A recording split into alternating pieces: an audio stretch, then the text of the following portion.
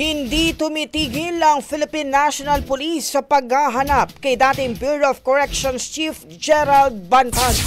Sinabi ito ng PNP makaraang sabihin ni DILG Secretary John Vic Remulla na malapit nang mahuli si Bantag.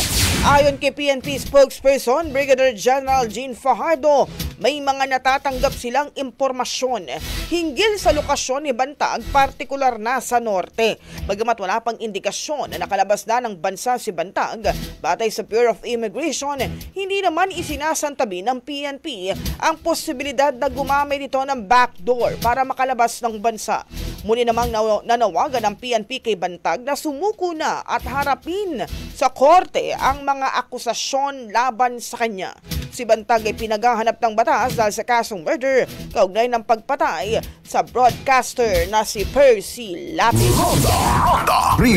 Ang bahaging ito ay hatid sa atin ng DriveMax Herbal Capsule. Lalaking angat, tumatagal.